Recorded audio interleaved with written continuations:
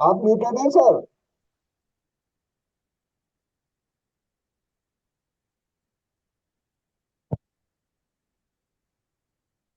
SK Jain साहब आप muted हैं।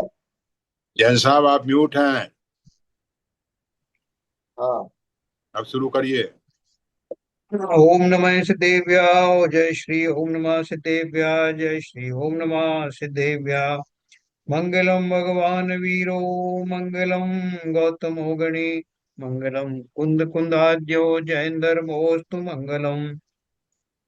सर्वमंगल मांगल्यम सर्व कल्याण कारकम प्रधानम सर्वधर्माणां जैनम जयतु शासनम जैनम जयतु शासनम जैनम जयतु।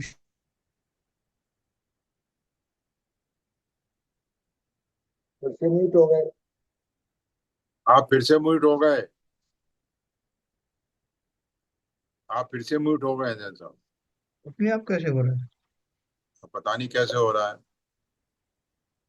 मोक्ष मार्गस्य नेतारम भेतारम कर्म भूभृताम ज्ञातारम विश्व तत्वानाम वंदे तद्गुण लब्धये। पता नहीं एरो कैसे पहुंच। नहीं नहीं अभी तो चलिए। मोक्ष मार्ग का बताने वाला तत्वार सूत्र नाम का ग्रंथ हमारे सामने है, जिसका जिसके रचयिता हैं आचार्य उमा स्वामी। और ग्रंथ के माध्यम से मोक्ष मार्ग का द्वार अर्थात सम्यक दर्शन सम्यक ज्ञान के बारे में पहले ही अध्याय में चर्चा की गई है। इस चर्चा में हम काफी दूर तक निकल आए हैं। हमने प्रमाण और नय के बारे में जाना, हमने निक्षेपों के बारे में जाना, व्यवहार और निश्चय सम्यक दर्शन सम्यक ज्ञान के बारे में जाना। इसके बाद हमने 5 सम्यक ज्ञानों के बारे में विशेष रूप से जाना, मति श्रुत अवधि और मनय पर्याय केवल ज्ञान। ये हमारे पांचों ज्ञानों का विषय लगभग इस चैप्टर में समाप्त हुआ है। आगे के चैप्टर में कंटिन्यू रहेगा। अब हम ये पढ़ रहे थे कि जो सम्यक दर्शन की प्राप्ति में जो बाधा है वो क्या है, या सम्यक ज्ञान की अपन ये कहें प्रिसाइजली सम्यक ज्ञान की प्राप्ति में क्या बाधा है। तो बात निकली थी कि सम्यक ज्ञान होने के लिए श्रद्धा का सम्यक होना आवश्यक है, और श्रद्धा का सम्यक होना ही सम्यक दर्शन है। वो हमें क्यों नहीं हो रहा है, उसकी उसकी हम लोग समीक्षा कर रहे हैं। तो जिसमें ये समीक्षा बहुत बढ़िया ढंग से दी हुई है, इसको थोड़ा सा अपन ध्यान से पढ़ेंगे तो हमें अपनी गलती महसूस होगी कि हमारी मान्यताएं कैसी है। और हम जो ये सोचते हैं कि व्यवहार में हम भले ही कुछ भी करते रहें, कोई भी अनर्गल प्रवृत्ति चलती रहे, लेकिन अंदर में तो हम भी यही मानते हैं ना जो बताया गया है निश्चय में। लेकिन वो मानना, वास्तव में मानना इसलिए नहीं है कि अगर वैसा होता तो हमारा व्यवहार भी वैसा ही होता। व्यवहार उससे इतना भिन्न है, इसका अर्थ ये है कि वो वास्तव में निश्चय का स्वरूप हमारे श्रद्धा के लेवल पर है ही नहीं। तो उस श्रद्धा में क्या कमी आती है, किस तरह का चिंतन मिथ्या दृष्टि जीव का होता है, ये उन्होंने बहुत अच्छे ढंग से इसमें दिया है। जो अपन हमारी मान्यता कैसी होती है, हमारा जो कैसे संशय हमारे होते हैं, वो अपन सब आज पढ़ने वाले हैं। कल शुरुआत किया था, उसी को अपन आगे बात बढ़ाएंगे।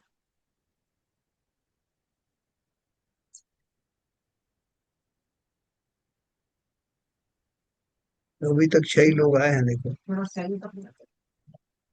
नहीं ठीक है।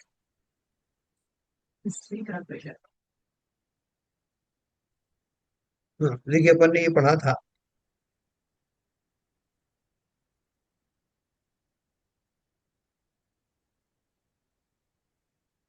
जो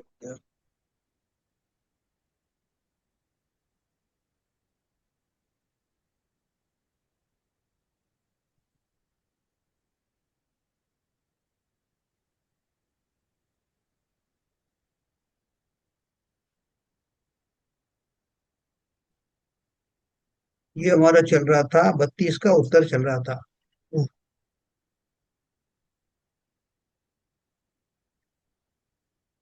ये अपन बात कर रहे थे, इतनी भूमिका बांधने के बाद मति, श्रुत और अवधि ये तीन मिथ्या ज्ञान भी होते हैं, और जीव अनादि काल से मिथ्या दृष्टि है। इसलिए वह जब तक सम्यक्त को नहीं पाता तब तक उसका ज्ञान विपर्य है, यानी विपरीत है। ये ज्ञान विपर्य मतलब ज्ञान का सही उपयोग नहीं होकर के इसमें संशय आदि है। यह 31वें सूत्र में बताया। सुख के सच्चे अभिलाषी को सर्वप्रथम मिथ्या दर्शन का त्याग करना चाहिए। यह बताने के लिए इस सूत्र में मिथ्या ज्ञान, जो कि सदा मिथ्या दर्शन पूर्वक ही होता है, उसका स्वरूप बताया। सुख के सच्चे अभिलाषी को मिथ्या ज्ञान का स्वरूप समझाने के लिए कहा है कि नंबर एक, मिथ्या दृष्टि जीव सत और असत के बीच का भेद नहीं जानता। क्या सत है क्या असत है, सत और असत की परिभाषा आगे आएगी। इससे सिद्ध हुआ कि प्रत्येक भव्य जीव को पहले सत क्या है और असत क्या है, इसका यथार्थ ज्ञान प्राप्त करके मिथ्या ज्ञान को दूर करना चाहिए। फिर जहाँ सत और असत के भेद का अज्ञान होता है, वहाँ नासमझ पूर्वक जीव जैसा अपने को ठीक लगता है वैसा पागल पुरुष की भांति अथवा शराब पिए हुए मनुष्य की भांति मिथ्या कल्पनाएं किया ही करता है। इसलिए ये समझाया है कि सुख के सच्चे अभिलाषी जीव को सच्ची समझ पूर्वक मिथ्या कल्पनाओं का नाश करना चाहिए। देखो ये अभी जो जो पैराग्राफ आ रहे हैं ना, वो तो आप ध्यान से सुनना। ये हमारी कैसी भूल होती है, कितनी बड़ी बड़ी भूल होती है, और जिसका खामियाजा हमको जीवन भर भोगना पड़ता है, और कई कई भवों तक भोगना पड़ता है। बहुत सिंपल शब्दों में बताया है।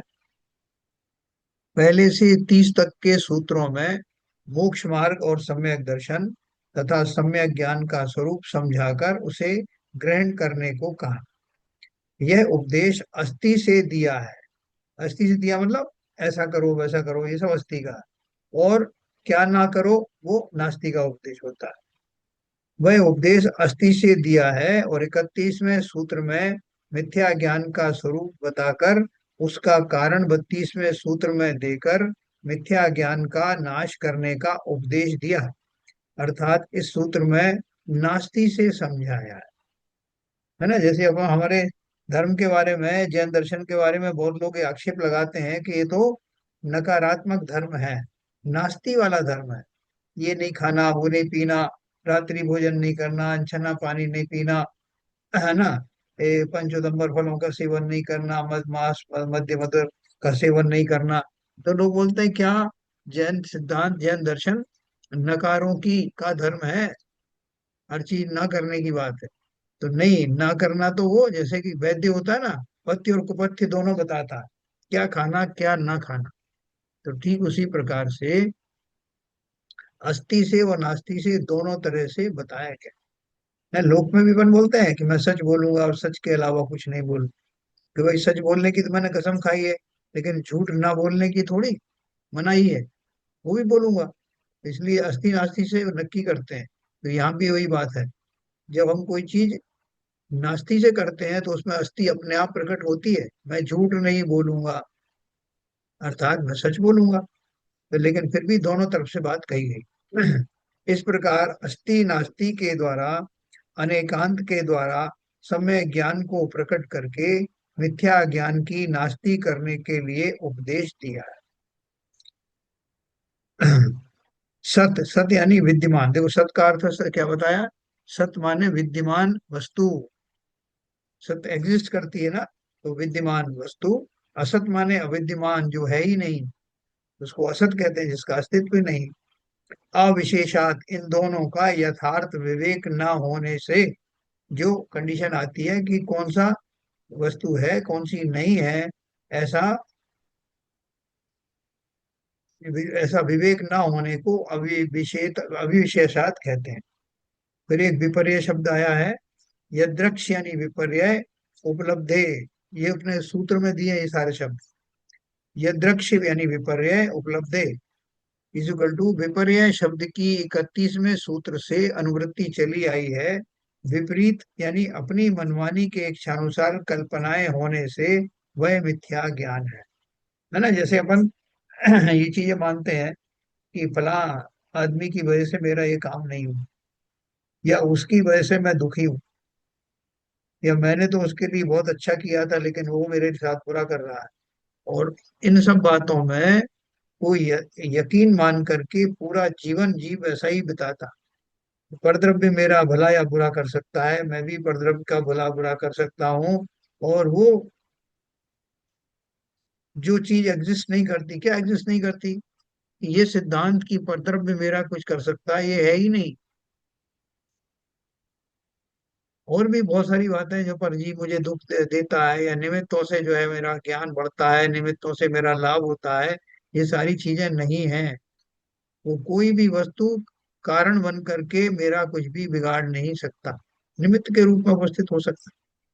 तो जब तक मैं ये नहीं मानता, इसका मतलब क्या, कि जो जो सत्य है, जो वास्तविकताएं हैं, वो वास्तविकताओं को ना मानना और अवास्तविकताओं की कल्पना करना कि कोई कुछ कर ना दे, उन्होंने कुछ किया होगा इसलिए ऐसा होगा, ये सारी कल्पनाएं हैं, क्योंकि इस सिद्धांत से विरुद्ध है। तो क्या बोल रहे हैं, अपनी मनमानी इच्छानुसार कल्पनाएं होने से वह सब मिथ्या ज्ञान है। और मैं कैसा व्यवहार करता हूँ, उन्मत्तवत यानी मदिरा पिए हुए मनुष्य की भांति। शराब के नशे में जो है वो कुछ भी अट्टपट्ट बोलेगा, जो जैसे रिश्ते हैं वैसा ना मान के कुछ और मानेगा। तो ये सारी बात है। तो हमें सारे लोगों को एक ये सारे भ्रम तो हैं कि परद्रव्य मेरा भला बुरा करता है, और मैं भी परद्रव्य का भला बुरा कर सकता हूँ। लेकिन हम अपने लिए तो कह देते हैं कि हमने आज तक किसी का भला बुरा किया नहीं है, लेकिन ये लोग मेरा बुरा कर रहे हैं। तो उसमें हमने अपना कर्म सिद्धांत को भुला दिया, हमने परद्रव्य की कुछ करने की सामर्थ्य को मान लिया। ऐसे बहुत सारे सीरीज में बहुत सारे मिथ्यात्व उसके अंदर में पनपते हैं। तो मदिरा पिए हुए मनुष्य की भांति व्यवहार करता है, और विपर्य यानी विपरीतता धारण करता है। वो तीन प्रकार की विपरीतता होती, कारण विपरीतता, स्वरूप विपरीतता, और भेदा भेद विपरीतता। देखो अपन ये इसमें आलोचना पाठ में अपन पढ़ते हैं ना। हाँ, आलोचना पाठ की चौथी पांच लाइन में ना, विपरीत एकांत विनय के संशय अज्ञान कुनय के, वश होए घोर अग कीने, वच तय नहीं जाए कहीं। है ना, इसका अर्थ क्या है, कि ये विपरीत एकांत और विनय, विनय मतलब कुविनय, इनके वश में, और संशय अज्ञान कुनय के, कुनय माने जो नए नहीं है उनके वश में होकर मैंने क्या किया, घोर अग कीने, घोर पाप किए हैं। वच तय नहीं जाए कहीं ने, जो वचन से कहे नहीं जा सकते। तो इसमें जो शब्द आए हैं आलोचना पाठ में, विपरीत एकांत संशय अज्ञान, ये इन सब शब्दों के बारे में अपन आज समझेंगे।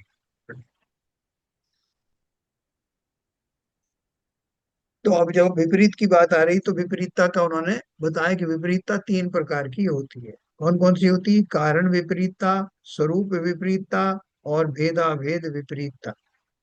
हाँ, कारण विपरीतता क्या है, मूल कारण को ना पहचाने और अन्यथा कारण को माने। जो मूल कारण है इन सब चीजों का, उसको ना जान करके, और दूसरा कोई कारण है जो गलत कारण है उसको मानना। कि साहब ये कोई कहे कि भाई साहब आपके कर्म का उदय है जिसकी वजह से आपको ये इस तरह की समस्या आ रही है, आपका धन चला गया, या आपकी जो है वो पत्नी चली गई, या बेटी की शादी नहीं हुई, ये सब जो है आपके पूर्वकृत कर्मों के कारण है, आपका अंतराय का उदय है। उन जीवों का भी उस तरह का उदय है। बोले अरे ये सब कहाँ के उदय उदय लगा रहे हो? बेकार की बात है। ये सब वो लोगों ने किया जानबूझ करके। मैं जानता हूँ फला व्यक्ति मेरा शत्रु है, वही सब कुछ करवा रहा। तो सबसे पहला क्या हमने माना, कारण विपरीतता। मूल कारण जो कर्म का उदय है, जो मैंने ही कभी किए थे, उनको न पहचान कर दूसरे कारणों को मानना, ये कारण विपरीतता कहलाती। दूसरा, स्वरूप विपरीतता, जिसे जानता है उसके मूल वस्तुभूत स्वरूप को न पहचाने और अन्यथा स्वरूप को माने। है ना, जिसे जानता है मतलब व्यक्तियों को, वस्तुओं को, सबको जिसे जानता है, वो किसी में कोई व्यवधान पैदा नहीं कर सकते, ये ऐसा स्वरूप है। कोई भी व्यक्ति या वस्तु चाह कर भी किसी दूसरे का भला बुरा नहीं कर सकता। जब कुछ होना होता है तो स्वयं उसके अपने कारण से होता है। ऐसा स्वरूप की विपरीत है। यह शरीर और आत्मा, अपन आत्मा की बात करें ना, मेरा स्वरूप क्या है? मेरा स्वरूप क्या है? हम क्या मानते हैं कि जो शरीर मिला है वो और मैं दोनों मिल करके मैं हूँ। कोई तो ऐसा मानते हैं, कोई शरीर को ही मैं मानता हूँ।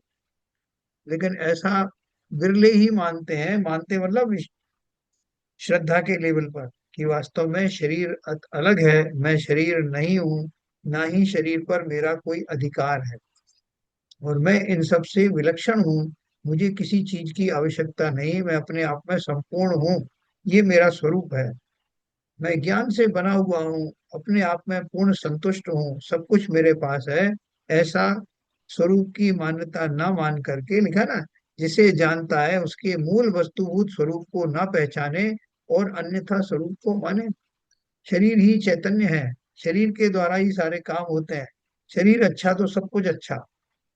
कोई धन के स्वरूप को मान लेते हैं, भाई साहब हाथ में पैसा हो तो सब काम हो जाता है।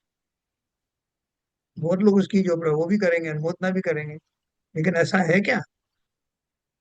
कहीं कहीं कुछ ऐसे अ, उदाहरण मिलते हैं जिस समय उसको धन की व्यवस्था हो गई तो कुछ काम हो गए, लेकिन वो सब मात्र संयोग हैं। धन ने उसका कुछ नहीं किया। धन की आदि की प्राप्ति भी उसके पुण्य आदि के कारण होती है, और जो कार्य होना होता है वो उसी रूप में होता है। ऐसा स्वरूप की सही दिशा हमको ना मालूम होने के कारण हम स्वरूप की विपरीतता के शिकार होते हैं। फिर अगला है भेदा भेद विपरीतता। जिसे वह जानता है उसे यह इससे भिन्न है और यह इससे अभिन्न है, इस प्रकार यथार्थ न पहचान कर अन्यथा भिन्नत्व अभिन्नत्व को माने, सो भेदा भेद विपरीतता है ना। जैसे कोई मूंगफली है, मूंगफली का दाने में ऊपर छिलका होता है, अंदर में उगली होती है। लेकिन कोई ये ना माने कि नहीं, ऐसा अलग अलग नहीं होता, वो तो जैसी मूंगफली आई है वही सब कुछ खाने योग्य है। इसमें काय का भेद है? तो ये फिर से वही अपने व्यक्तित्व की बात है कि भेद भेद अब एक भेद विज्ञान ना होने के कारण ही ये सारे कष्ट भोग रहा है। जैसे सर भेद इसको किसका? भेदाभेद विपरीतता को जरा दोबारा से हाँ, अभी चल रहा है ना अपना, अभी चल ही रहा है, अपन इसकी बात कर रहे हैं। तो जैसे कि एक भेदा भेद तो अपने को मालूम है, जो ऊपर भी जो स्वरूप भेदा भेद दिया है ये भी, ये उसी तरह की चीज है। लेकिन क्या है कि इसको मिला जुला के उन्होंने कहा यह इससे भिन्न है और यह इससे अभिन्न है। बात वैसे वही आ जाती है। आत्मा के बारे में क्या, कि एकत्व विभत्व नाम का उसमें गुण माना गया है। एकत्व विभत्व का अर्थ क्या है? अपने गुणों की अपेक्षा से एक है, होमोजीनियस है, मोनोलिथिक है, और किसी से बांटा नहीं जा सकता। उसके खंड खंड प्रदेश नहीं है, इसलिए वो अपने स्वरूप से अभिन्न है, अपने गुणों से अभिन्न है, और पर द्रव्यों से, पर गुणों से भिन्न है, पर वस्तुओं से भिन्न है। ये न केवल आत्मा के लिए है, बल्कि सभी छहों द्रव्य के लिए है। द्रव्यों की जो अपनी ओरिजिनल दशा है वो उनके गुणों के कारण से है। वो गुण उसके साथ में कब तक रहने वाले हैं? जब तक वो द्रव्य है, क्योंकि गुणों के समूह को ही द्रव्य कहते हैं। इसलिए गुण उससे सदाकाल अभिन्न है, वो भिन्न नहीं किए जा सकते, नहीं तो द्रव्य का नाश हो जाएगा। और जो उससे भिन्न किए जा सकते हैं, जो उससे भिन्न ही है, उनको कभी उस द्रव्य में समाविष्ट नहीं किया जा सकता, है ना। एक जो सोना है, सोने के अंदर में आप सोचो कि इसमें इसकी कीमत बढ़ाने के लिए इसमें जो है हीरे मोती भी इसके अंदर में डाल दो, तो वो कितना भी कोशिश कर ले वो स्वर्ण का पार्ट नहीं बन सकता, वो उसमें अलग ही रहेगा। यहाँ तक कि देखो, लोहे के अंदर में जब उसको फौलाद बनाते हैं तो उसमें क्रोमियम निकल डाला जाता है, लेकिन कितनी भी कोशिश कर लो वो क्रोमियम निकल उसके परमाणु अलग दिखाई देंगे। जब उसका क्रॉस सेक्शन लोगे, आप माइक्रोस्कोपिक सेक्शन लोगे, तो उसमें बाउंड्री दिखाई देगी, उसमें आपको क्रोमियम अलग दिखाई देगा, निकल अलग दिखाई देगा, कार्बन अलग दिखाई देगा। उसको आप चाहकर भी मिला नहीं सकते, क्योंकि द्रव्यों का ये स्वभाव है। तो जो वस्तु भिन्न है वो भिन्न है, उनको भिन्न ही मानना। और जो वस्तुएं आपकी हैं वो आपसे कभी अलग नहीं हो सकती। ज्ञानादि चेतनादि जो प्रसिद्ध गुण हैं आत्मा के, वो अपने से कभी अलग नहीं हो सकते। और राग द्वेष आदि विकारी भाव कभी मेरे हो नहीं सकते।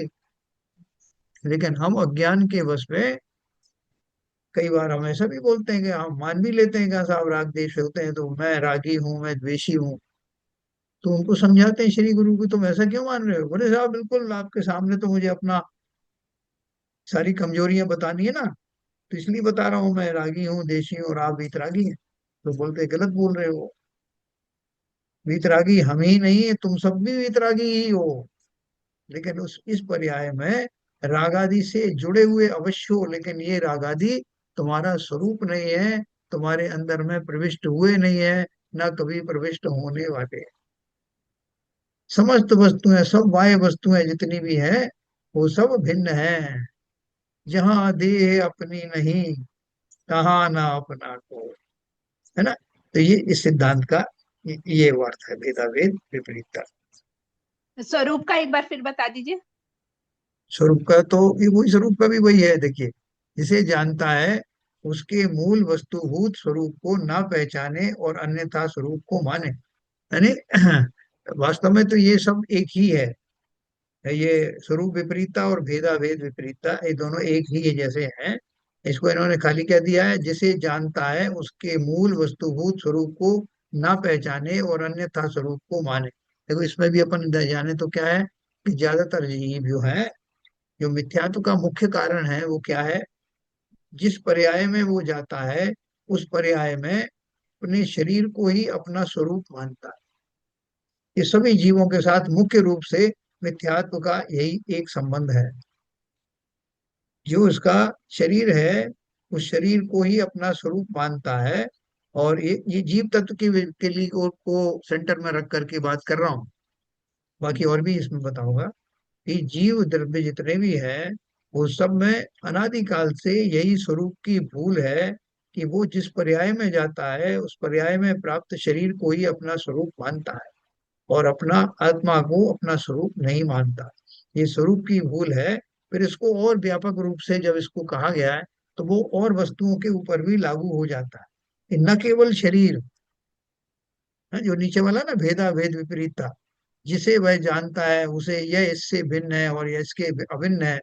तो उसको और व्यापक रूप देने के बाद में क्या किया है, ऊपर में तो मैंने आपको शरीर बता दिया। अब मैं गुणों की बात करूंगा कि जिन गुणों के फलस्वरूप वो द्रव्य बना है वो गुण उससे अभिन्न है, उनमें कोई भेद नहीं है।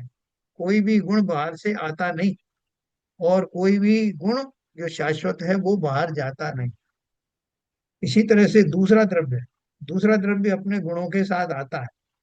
तो अगर हमें कल्पना हो जाए कि ये दोनों द्रव्य मिल गए, जैसे पहले अपन आत्मा और शरीर से ही शुरू करते हैं, तो आत्मा और शरीर कभी मिल सकते हैं क्या? नहीं मिल सकते, क्योंकि जो चैतन्य आदि प्रसिद्ध गुण है वो आत्मा में है, और जो स्पर्श रूप रस गंध आदि जो गुण है वो उद्गल के हैं। तो मिलते हुए दिखाई देते पर भी कभी मिलते नहीं। दूध और पानी की अपन कल्पना करें कि दूध और पानी तो एक जैसे दिखते हैं, उसमें और पानी डाल दो तो उसे भी दूध कहेंगे, पतला जरूर कहेंगे। लेकिन देखें तो हंस को अगर छोड़ दिया जाए वो पानी मिले हुए दूध में या प्योर दूध में भी, तो वो उसकी चोंच का कमाल देखिए कि वो पानी के कण छोड़ देता है और दूध दूध के कण उसमें पी लेता है। हाँ, उसके चोंच में ही वो, उसमें एक एसिडिटी टाइप का कुछ होता है जिससे कि वो दूध फट जाता है, और उसके कण जो है दूध दूध के वो पी लेता है, पानी अलग हो जाता है उससे। ये हमें पता लगता है कि वास्तव में दूध और पानी मिले हुए अवश्य थे, लेकिन थे अलग अलग ही। मतलब ये सिद्धांत सब पर लागू होता है नहीं, संसार मगर की। मगर सर हाँ, ये जो स्वरूप विपरीत विपरीतता है और भेदाभेद विपरीतता है, ये दोनों सिनोमिनस लग रहे हैं, यही मैंने पर्याप्त। बताया मैंने यही बताया कि वैसे तो जब हम आत्मा और शरीर की बात करते हैं मुख्य रूप से, तो हम इतना ही बोलते हैं कि जिस पर्याय में जीव जाता है उस शरीर को अपना मानता है और अपने स्वरूप को नहीं पहचानता कि मैं इन सब से अलग हूँ, मेरे जो गुण हैं वो इनसे अलग हैं। सही है। लेकिन ये वही के वही भेद विपरीतता में और व्यापक रूप से बताया कि न केवल आत्मा आत्मा आत्मा के गुण तो अलग अलग हैं ही, शरीर के अलग है, न केवल वो बल्कि और द्रव्यों के ऊपर भी ये लागू कर सकते हैं, और द्रव्यों के ऊपर में, और प्रैक्टिकल लाइफ में भी। प्रैक्टिकल लाइफ में कहा है, जैसे मैंने बताया, जहां देह अपनी नहीं तहां ना अपना कोई। तो ये सिद्धांत समझाने के लिए कहा है, जब शरीर ही तुम्हारा नहीं है तो शरीर के माध्यम से जुड़े हुए पदार्थ, ये धन मेरा है, मकान मेरा है, वो जिसमें वो शरीर रहता है, उस शरीर से कनेक्टेड है। उसमें टाइटल दे दिया कि फला फला मकान फला जीव का है। तो बोल रहे हैं कि जिस शरीर के ऊपर में ये सारे भेद बन रहे हैं कि मकान उसका है, ये दुकान उसकी है, वो शरीर ही मेरा नहीं है। तो इसलिए यहाँ शरीर मेरा नहीं तो शरीर से कनेक्टेड जो चीजें हैं वो मेरी कैसे हो सकती हैं। न मकान अलग है, धन आदि अलग है, सभी वस्तुएं अलग अलग हैं, उनकी अपनी अपनी एंटिटी है। उसी तरह से निमित्त अलग हैं, उपादान अलग है। जो मुझे दिखाई दे रहे हैं, शत्रु मित्र आदि, सब मेरे स्वभाव से और मेरी एंटिटी से अलग हैं। ये भेदा भेद में उन्होंने बताया। जिसे वह जानता है उसे यह इससे भिन्न है और यह इससे अभिन्न है। इसमें फिर से वही बात आ गई कि मैं अपने गुणों से अभिन्न हूँ और पर द्रव्यों के गुणों से भिन्न हूँ। पर द्रव्यों से भिन्न हूँ, हर तरह से भिन्न हूँ। यही तो भेद विज्ञान सिखाता है। ये तीनों ही प्रकार की विपरीतताएं सब मिलती जुलती ही है, लेकिन और अच्छे से समझाने के लिए उनको तीन भागों में बांटा।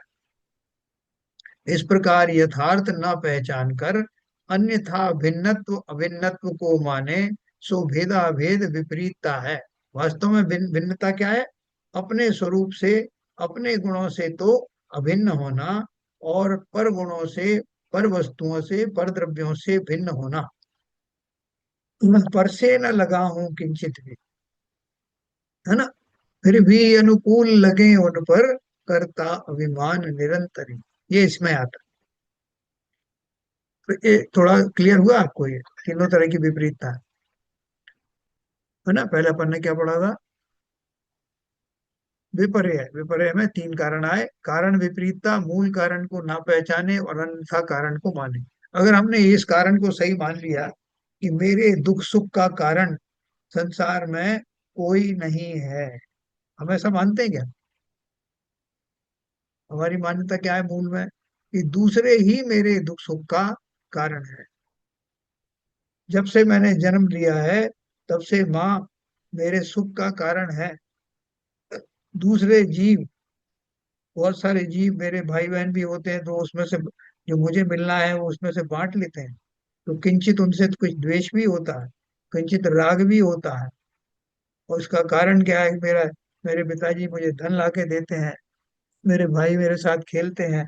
तो जगह जगह एक एक कदम कदम पर हमको ये बात दिमाग में आती है कि दूसरों के कारण से मुझे सुख या दुख की प्राप्ति। ये कल्पना अपने आप में मुख्यतः ये दुखों का कारण है। तो परद्रव्य हमारे सुख दुख का कारण है क्या? नहीं। बताइए। नहीं। नहीं। सुख दुख का कारण हमारे कोई भी जीव या कोई भी वस्तुएं नहीं है, ऐसा विश्वास हमको हो सकता है क्या? या अभी तक तो नहीं हुआ? नहीं हो जाएगा तो फिर सम्यक दर्शन ही आ जाएगा। वही तो करने वाले हैं। अपन इस बात पे विचार तो करें। तो अपन दिन में कितनी बार ये बातें करते हैं कि फलाना को हटाना है, ढिमके को लाना है, इससे अपने को ये करना है, उसमें ये कमी है, और मेरी उससे नहीं बनती, और वो उसने मेरा ये बिगाड़ खाता कर दिया। ये सब हम पूरे समय यही चर्चा करते हैं। और ऐसा नहीं कि चर्चा ऊपर ऊपर की होती हो, अंदर से हमें इस पर विश्वास ना हो, अंदर से भी इसी बात का विश्वास है कि ऐसा ही है। लोग, हम अगर मान लो किसी पर अगर वोट छोड़ भी देते हैं, साहब चलो छोड़ो ठीक है, जो उसका उनकी करनी है उनके साथ, तो दूसरे लोग हमारे मित्रगण कहेंगे अरे से कैसे छोड़ दे रहे हो तुम? वो अपने आप थोड़ी चमत्कार होगा, हमें ही उसे दंडित करना पड़ेगा, हमें ही उसका कुछ इलाज करना पड़ेगा, उसको बहुत अभिमान हो गया है। अब वो अपन देखते हैं। देखो सारे जीवन, ये ठीक बुरा मानने की बात नहीं है, ये सब हमारी घोर मान्यताएं हैं, बहुत गहरी मान्यता है। इसके फलस्वरूप उन जीवों का कुछ बिगड़े या ना बिगड़े, जिनका कि मैं सोच रहा हूँ इसको सुधार के रहूंगा, लेकिन मेरा तुरंत प्रभाव से बिगड़ना चालू होता। हम इस बात को माने या ना माने, अकाट्य सत्य है ये। जितना जितना मैं पर लोगों को, पर द्रव्यों को कोसूंगा या पर द्रव्यों में कुछ करने का करूंगा, उतना उतना मेरा हिंसा होगी। अरे क्या बात करो, इसमें हिंसा क्या होगी? हिंसा का स्वरूप क्या है हमारे यहाँ? अपने सामान्य स्वरूप से किंचित भी विचलित होना, आइदर साइड, इधर होना पाप इधर होना पुण्य, दोनों ही मेरे स्वरूप से विपरीत हैं, इसलिए वो मेरे स्वभाव की हिंसा ही है। ऐसी हिंसा मैं कितनी बार करता हूँ दिन में? एक बार? देखो अगर हम ईमानदार हैं, ट्रू टू योर सेल्फ हैं, अगर हम अपने प्रति ईमानदार हैं, वफादार हैं, तो इस बात को तो माने कि वास्तव में ये गलती तो मैं, बस यही अपराध मैं हर बार कर। ऐसा कम से कम एकांत में बैठ के तो सोचे। नहीं साहब, वो दूसरे सुन लेंगे कि ये अपनी गलती मान रहे हैं तो मेरे ऊपर हावी हो जाएंगे, इसलिए मैं हावी नहीं होने देता किसी को। तो क्या हावी होगे, होने दोगे, नहीं होने दोगे? जो तुम्हारी नियति है, जिस समय जैसी पर्याय तुम्हारी होनी होगी वह निश्चित ही वैसी होगी। कई बार तुम्हारे पास से उल्टे पड़ जाते हैं, गए थे किसी को ठीक करने, स्वयं ठीक होके आ गए। इन सब बातों को बहुत गंभीरता से सोच। हम क्या करते हैं कि उसमें तुरंत प्रैक्टिकल ले आते हैं, अरे साहब ये सब कहने की बात है, संसार में ऐसा थोड़ी होता है, अगर हम ऐसा नहीं करेंगे तो वो ऐसा कर देंगे। ठीक है, अच्छी लगती बात है सुनने में, लेकिन इनसे थोड़ी काम होता है, इनसे पेट भरता है क्या? हम अपने आप को ही, अगर थोड़ा सा भी अपना स्वरूप की तरफ ध्यान जा रहा होता है, इन बातों के ऊपर जा रहा होता है, तो हम ही अपने आप को टोक देते हैं। दूसरे तो कर ही देते हैं कि अरे ये सब साफ चर्चाओं में ठीक लगती है, मगर ऐसे थोड़ी जीवन जीवन निर्वाह होता है। क्या नीरजा जी, अपन ऐसे ही मानते हैं कि नहीं मानते? सब उल्टा ही मानते हैं भाई साहब। सब उल्टा ही मानते हैं, जब जब ये पढ़ते हैं तो उसकी वजह से मानते हैं ये बुद्धि के लेवल पे, लेकिन बाकी अनुभव में तो कुछ भी नहीं मान रहे हैं। अब स्वाध्याय करते हैं, ये करते हैं, इसलिए बुद्धि के लेवल पे तो मानते हैं, लेकिन प्रतीति नहीं है वो। अभी देखो, अब पढ़ने वाले पढ़ जाते हैं, सुनने वाले सुन लेते हैं, लेकिन ना पढ़ने वाला ना सुनने वाला कोई भी एकांत में ऐसा चिंतन करता है। जी। जीवन में, पूरे पूरे जीवन में हर क्षण घटनाएं घटती रहती हैं, एक पल भी ऐसा नहीं आता जब उसने सोचा हो कि वास्तव में मेरा इस घटनाओं में, ना तो मैं कुछ इसमें कर सकता हूँ ना दूसरे मेरा कुछ कर रहे हैं, ये सब कर्म सिद्धांत के अनुसार कार्य हो रहा है। और एक द्रव्य दूसरे द्रव्य का कुछ नहीं करता, मेरा अपना ही कुछ ऐसा प्रारब्ध है जिसके कारण ये घटनाएं घटित हो रही हैं। दूसरों को दोषी कर देने का क्या लाभ है, या उनको गाली देने का, उनके ऊपर आक्षेप लगाने का क्या ऐसा पल भर बैठ करके सोचे, हर घटना की बात सोचे, एक सेकंड के लिए सोचे कि यार बात तो सही है, ये किसी का कोई कसूर नहीं। ऐसा दिमाग में अगर आपको दो क्षण भी आ गया ना, तो रास्ता बदलने लगेगा। हम बदलने नहीं देते। अगर हमारा मन भी कभी ऐसा कहे, या कोई हमको कहे कि भाई साहब देखो, आप तो इतने पढ़े लिखे हो, रोज स्वाध्याय करते हो, सोचो उसके छोड़ो, बस शत्रुताएं छोड़ो, उसने किसी ने कुछ नहीं किया। अरे क्या बात कर रहे हो, उन्होंने ही सब कुछ किया है। हम स्वयं भी अपने आप को द्रवित नहीं होने देते, दूसरे लोग हमको समझा देते हैं, हमारे परिवारजन, अरे इनको तो छोड़ो, ये तो पता नहीं किस तरह की सोच रहे हैं। ऐसे थोड़ी काम होता है। किसी ने अपने साथ किया है तो अपन को उसकी सजा उसको देनी पड़ेगी, उसको यहाँ से एलिमिनेट करना पड़ेगा। वो क्या समझता है, कितनी भाषाएं हमारी ऐसी हो गई, वो क्या समझता है क्या नहीं समझता, इसका ठेका मैंने ले लिया, और मैं क्या समझता हूँ, मैं कैसा सोचता हूँ, इसका निर्णय कौन? दूसरा। तो सारा जगत एक दूसरे को ही दोषी मानने में लगा हुआ, जिसके फलस्वरूप संसार में इतना कोलाहल है। तो ये अपन को इसलिए समझ करके देखो, इसका एक ही काम करना, जब कभी भी घटनाएं घटित हों, और वो तो निरंतर घटित होती रहती, तब एक बार अपने अंदर झांक करके ये कह लेना कि वास्तव में ये सब मेरा ही कुछ किया धराया है, दूसरे द्रव्य तो निमित्त बन करके आते, मैं उनके ऊपर आक्षेप लगा रहा हूँ, ये सही नहीं है। कितनी देर के लिए सोचना, एक क्षण के लिए सोचना, वो क्षण बढ़ते बढ़ते जो है आपका जीवन का स्टाइल बन जाएगी, लाइफ स्टाइल बन जाएगी। एक क्षण के लिए तो सोचो। जब कब हम किसी दूसरे व्यक्ति के बारे में सोच रहे हैं, उसके दोषों के बारे में सोच, ज्यादातर तो दोषों के बारे में ही सोचते हैं, तब एक बार भी सोचना कि वो व्यक्ति मेरे जीवन में क्यों आया, औरों के जीवन में क्यों नहीं चला गया, मेरे हिस्से में ये क्यों आया। जैसे बहुएं सोचती है ना कि ये सास मेरे उसमें क्यों आई। तो इस सब में देखो, जितने कोर ग्रुप है ना, आपने बताया कर्म सिद्धांत में, जितना कोर ग्रुप है आपके जो है परिवार के सदस्य, आपके मित्रगण, आपके आसपास के जो लोग और हैं, उनके कितने कितने भवों से आपके साथ हैं, अलग अलग रिश्तों में रहे वो। कभी पति पत्नी बन गया, कभी पत्नी पति बन गया, कभी भाई बहन बन गया, कभी बहन भाई बन गया, ऐसे अनंतों बार हुआ है, और अभी भी कंटिन्यू है ना। आदिनाथ भगवान की जो पत्नी का जीव था, वो उनका 10 भव तक साथ रहा। ऐसा हमारे कितने कितने जीवों के साथ है, रिश्ते बदल जाते हैं, जीवों का साथ बना रहता है।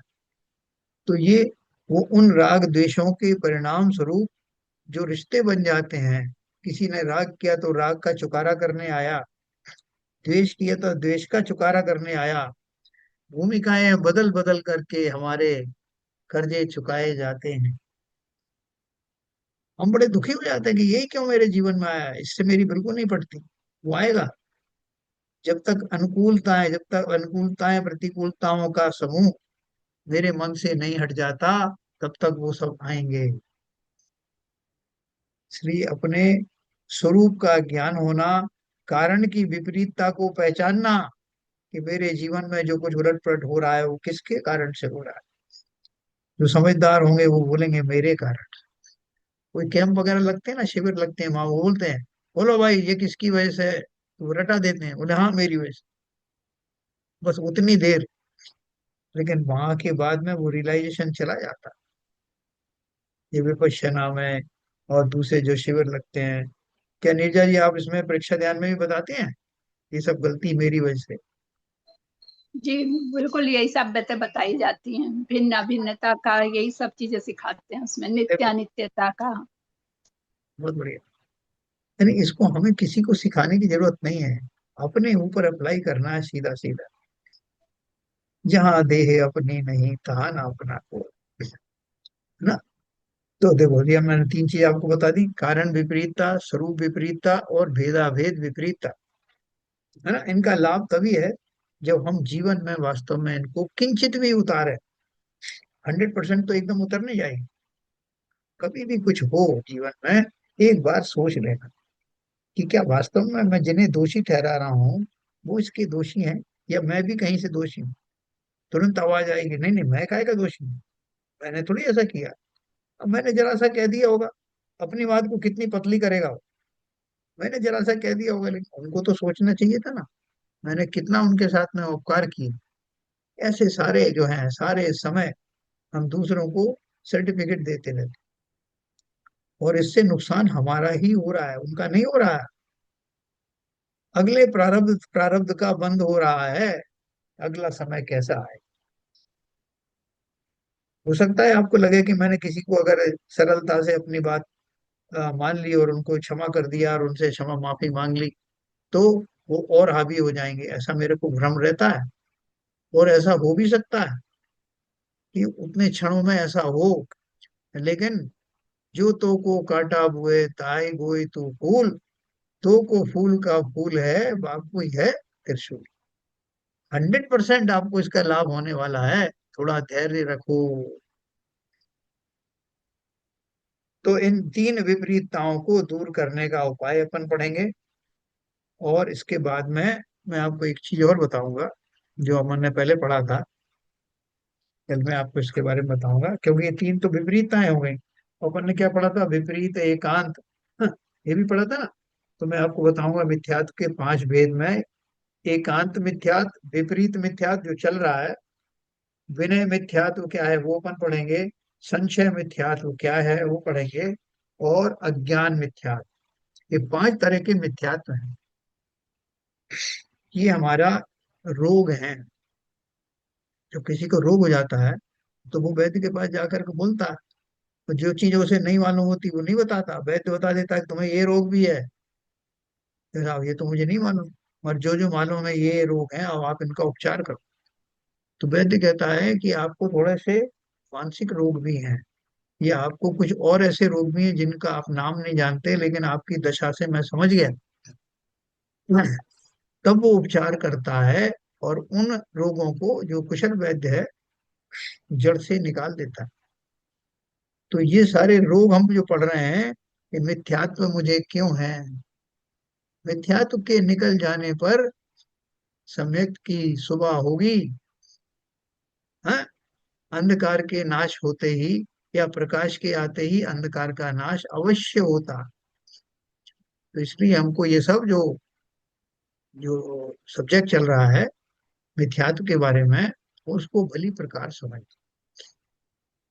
दो तरह से अपन समझते हैं। एक, स्वस्थ व्यक्ति कैसा होता? साइंस में बताते हैं कि स्वस्थ व्यक्ति किसे कहते हैं। तो अपन उसकी जो है वो बता देंगे कि इसको कितनी सांस में, सांस की इसकी स्पीड कितनी होनी चाहिए, हाँ, 1 सेकंड में कितना होना चाहिए, पल्स रेट कैसे होना चाहिए, उसके हार्ट रेट क्या होना चाहिए, उसका वजन कितना आइडियल होना चाहिए। ये सारी चीजें अपन स्वस्थ व्यक्ति की पहचान बताते हैं। और बोलो कि रोगी की क्या पहचान? तो हम तो बहुत सारे उसमें बता देंगे, क्योंकि रोगी के बारे में तो हमारे बहुत एक्सपीरियंस। जो भी नॉर्मल ना हो वो सब रोग है। तो ठीक उसी प्रकार से अभी हम रोगों के बारे में पढ़ रहे हैं, और रोगों के बारे में जानने के बाद उनका निवारण भी यही दिया है। उनका निवारण होते ही हम स्वस्थ होने लगेंगे। अर्थात हमारा श्रद्धा, हमारी हमारी श्रद्धा और ज्ञान दोनों स्वस्थ होने लगेंगे। तब हमारा इस मोक्ष शास्त्र या तत्वार्थ सूत्र का अध्ययन करना सार्थक होगा। है ना? तो अपन अब इसके बारे में कल पढ़ेंगे। थोड़ा सा मैं एक को हेडिंग जरा आपको बता दूं। इन तीन विपरीतताओं को दूर करने का उपाय सच्चे धर्म की यह परिपाटी है कि पहले जीव सम्यक प्रकट करता है, पश्चात व्रत रूप शुभ भाव हो। ये कल अपन ने बात करी थी। और सम्यक्त स्व और पर का श्रद्धान होने पर होता है। कोई अभी ऊपर अपन ने विपरीतताएं पढ़ी ना, स्व और पर का श्रद्धा। जैसा मैं स्व के बारे में तो श्रद्धान करना ठीक है, पर के बारे में श्रद्धान क्यों करना? पर जब मेरा है ही नहीं तो उसका श्रद्धान क्या करना है? बताओ भैया, कोई सीबी जन साहब, पर का श्रद्धान करने का क्या लाभ? पर का श्रद्धान करने से कोई लाभ नहीं है सर। नहीं है ना? नहीं है। तो क्यों लिखा है? नहीं, मेरे हिसाब से तो पर का श्रद्धान श्रद्धान तो अपना स्वखा होना चाहिए। क्या लिखा है? सम्यक तो स्व और पर का श्रद्धान होने पर होता है। स्व तो मैं हूं, मुझे अपने गुण मालूम है, और मेरे अतिरिक्त जितने भी पदार्थ हैं वो पर हैं। उनकी पहचान यही है। क्या पहचान है? कि वो मेरे से ना तो सिमिलर है ना सेम है, ना ही उनके गुण मेरे गुणों से मिलते हैं। मैं चेतन हूँ, वो अचेतन है। अपन जो है अभी जीव द्रव्य की बात भी अगर करना चाहें, दूसरे दूसरे जीवों की बात करें, तो वो भी मेरे लिए परद्रव्यों के समान ही हैं, मेरे लिए जड़ ही हैं। तो ऐसा श्रद्धान होने पर, यही तो भेद विज्ञान है। पर को इसलिए जानना कि पर को जानकर के स्वा कौन है वो उभर के आ जाए कि ये स्वा है। जैसे भिंडी खरीदने गए तो भिंडी के अतिरिक्त जितनी भी वस्तुएं वो भिंडी नहीं है, इसलिए उनको जानना कि मैं कंफ्यूज ना हो। तो इसलिए सम्यक्त नाम ही भेद विज्ञान का है। सम्यक्त स्व और पर का श्रद्धान होने पर होता है। पक्के तौर पे आप जानते हो क्या ये शरीर आपका नहीं है? नहीं साहब, मुझे पूरा तो नहीं विश्वास नहीं है, लेकिन जब ये शरीर रोगी हो जाता है, बूढ़ा हो जाता है, तब मुझको लगता है कि मेरे काम का नहीं। तो तुम्हारे काम का हो या ना हो, मगर शरीर है तो तुम्हारा ही नहीं, तुम्हारा ही तो स्वरूप है। बोले नहीं साहब, मैं पहले ऐसा मानता था कि ये मेरा स्वरूप है, लेकिन मेरा स्वरूप होता तो भव भवांतर में साथ जाता ना, ये तो छूट जाता है। इसके साथ ही पर्याय समाप्त हो जाती। पर्याय का समाप्त होना, मरण को प्राप्त होना, देहावसान होना, ये सारी प्रक्रियाएं शरीर के छूटने को ही तो कहते हैं। शरीर कभी मेरा हुआ नहीं, ये कभी हो भी नहीं सकता। इसमें चैतन्य आदि के नहीं गुण नहीं है। इसके जो भी कुछ गुण हैं, वो गुण अपने आप में अपने लिए हैं, मुझे इनसे कोई वास्ता नहीं। ऐसा स्वपर का ज्ञान होना, वो ही तो सम्यक दर्शन की पराकाष्ठा है। तो अपन कल इसके बारे में और पढ़ेंगे विस्तार से कि किस रूप में इन विपरीतताओं को दूर करना है। देखो, बहुत ध्यान से समझना। हमें कोई पांडित्य नहीं धारण करना, हमें किसी को समझाने के लिए नहीं सीखना है, हमें अपना स्वयं का कल्याण करना है। और मौका आ गया है जब हम अपनी गलतियों का अन्वेषण करें, पुनरीक्षण करें, और उनको दोबारा ना होने दें। अंतिम सांस लेने से पहले पहले इन कारणों को जान लें, और छोड़ने की प्रयास करते करते भी हम सिधार जाएं, तब भी हमें नुकसान नहीं। वो अगली पर्याय का संस्कार बनेगा। तो अच्छी बात को यही समाप्त करेंगे। देखो, आज 6 ही लोग आए, पता नहीं क्यों। आपने बोल दिया टाइम से आने का, इसलिए नहीं आया। आरपी जैन साहब ने बहुत ज्यादा रिक्वेस्ट किया, तो उन्होंने नहीं, क्या है कि सर ऐसा है, अगर थोड़ा बहुत सिंसियरली सुनना है या कुछ देखना है, कुछ समझना है, शंकाएं हैं, तो कुछ तो हमें टाइम मेंटेन करना चाहिए सर। डिसिप्लिन तो थोड़ा सा तो होना चाहिए। नहीं नहीं, देखिए साहब, स्वाध्याय का जो फिक्स टाइम है 8 से 9 बजे का, उसका तो रेस्पेक्ट होना चाहिए। अगर आप स्वाध्याय करने के लिए बैठ रहे हैं तो फिर वो ऐसा नहीं है कि चलो भाई लाइन में जाके खड़े हो जाओ। अच्छा जी। 10 मिनट तो ऐसे ही निकल जाते हैं रोज। नहीं ठीक है, 10 मिनट आप तो टाइम से स्टार्ट करो और जो आए वो देखे। बिल्कुल जो लगना है, क्या जो ऐसे बैठा है आएगा तो सब लाभ लोकेशन ले, है। नहीं आएगा नहीं लेगा। कहीं जो ना कहीं से हो जाता है समर वेकेशन नाम की चीज, तो मतलब आप रिमोट से करते हैं तो कोई ऐसा जगह निश्चित तो नहीं है आप कहाँ से बैठते हैं।